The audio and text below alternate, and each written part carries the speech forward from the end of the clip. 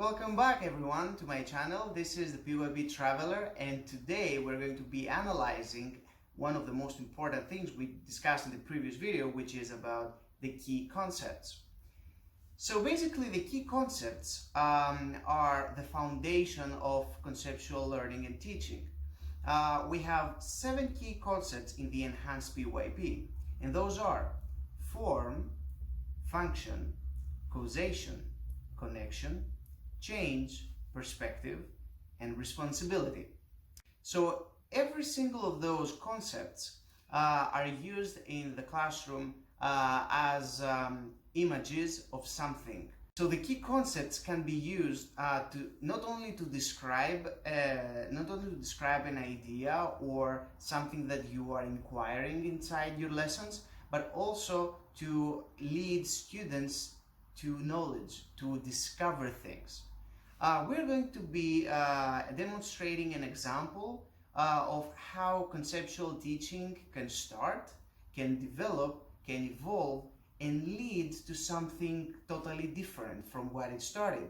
But you will see all those stations along the way, how much information, how many input sources you can bring into the classroom, and to how many experiences you can expose your students to in developing all the skills and all the attributes of a PYP learner. As a PYP traveler, I have my backpack, and here I have tools and examples of how to do a conceptual session.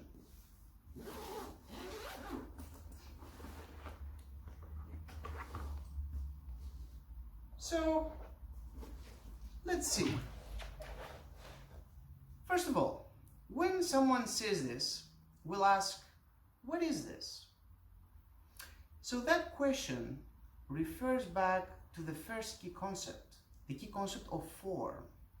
So in order for you to start discovering what this thing is, you ask, what is it?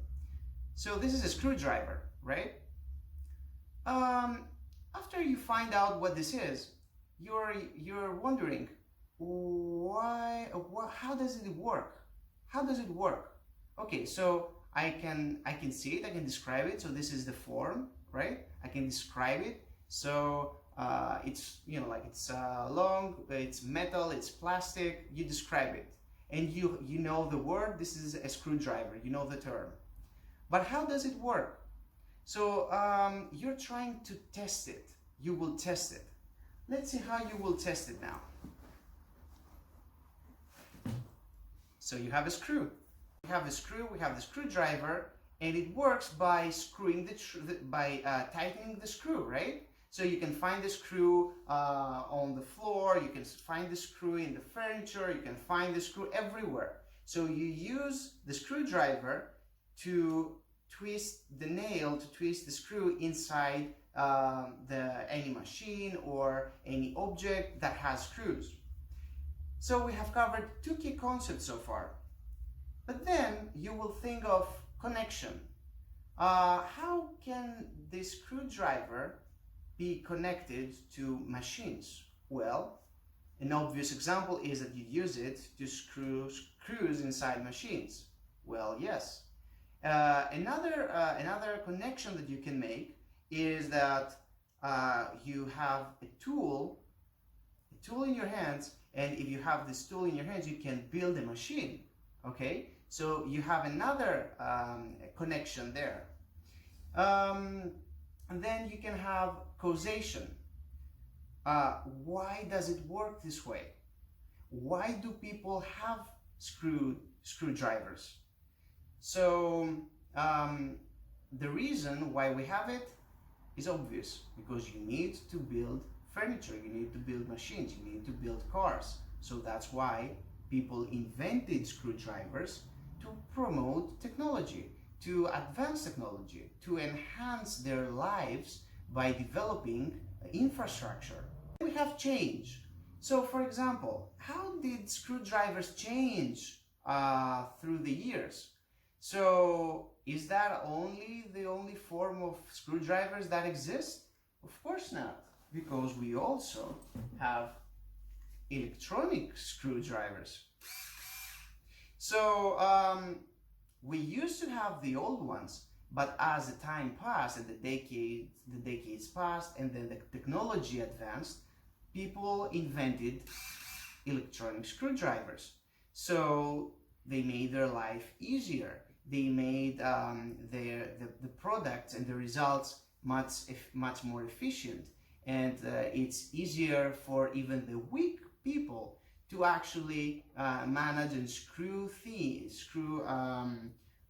tighten the screws very hard, even if they don't have power. And then we have perspective. Okay, so maybe someone will say, you know what? The old screwdriver is better than the electrical one. But some other people will say, no, you know what? The electrical one works better for me because it's faster, it's more efficient, it's easier, and it doesn't make me feel tired.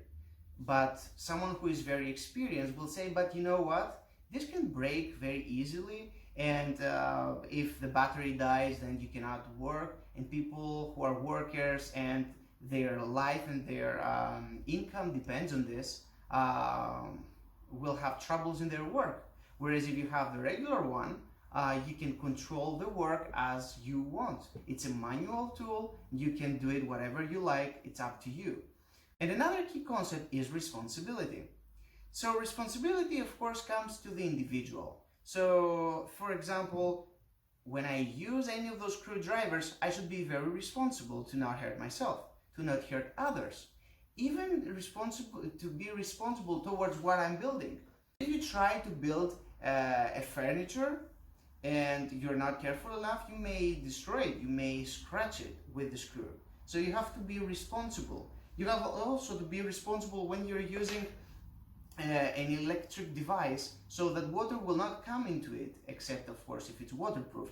But you have to be careful, because if it's connected with a wire, maybe you will be electrocuted. So it's very dangerous for you. That's why you have to be responsible when you're using an electric device. And of course, this is just a simple example. It might seem simple, but I will tell you something now.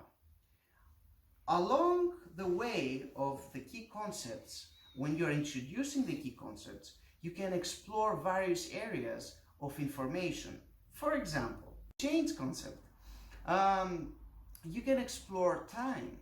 Why? Because you will look at the age, at the specific date when the electric screwdriver was invented.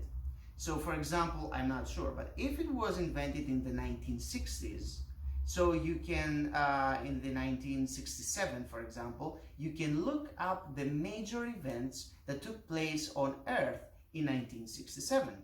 So you can have a history project right there.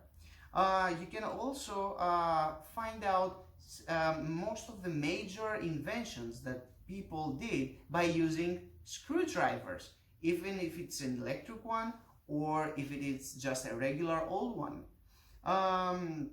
If you go back to the perspective, you can create a survey, and you are going to be asking people to collect data on whether they choose the electric one or the regular one, and why. And you can collect all this information and you can use it in another subject area, which will be math. So by taking all the data from your survey, you can introduce graphs, you can introduce percentages, you can introduce tables, tally charts, all the math curriculum for data handling from the scope and sequence. You can just bring it right here by inquiring about the screwdrivers.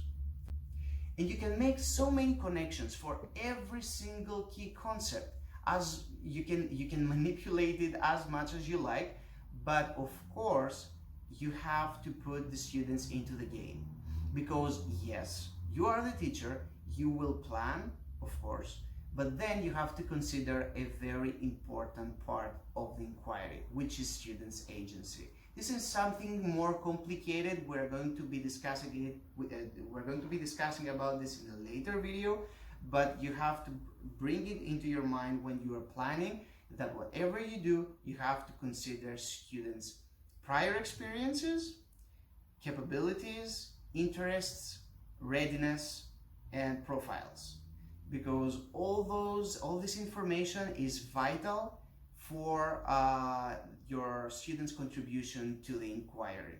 And the product, the quality of the product, what they will learn, what they will extract from what you will expose them to, this is all depending on those 5 things that I just mentioned.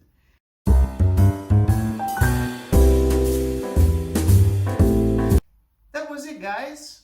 Thank you for watching. Thank you for supporting the channel and subscribing. You are more than welcome to leave your comments down in the comment section below. I will also leave some information in my description for the ones who need more information about what we're discussing in the video, as I did in the previous 2 videos. Feel free to make more suggestions, and I will come back to you with future videos, and be sure that exciting discussions with teachers from all around the world will be done and will be uploaded here on this channel for more enlightening discussions that will help a lot prospective, new, and experienced teachers. Thank you, guys. Take care and see you next week.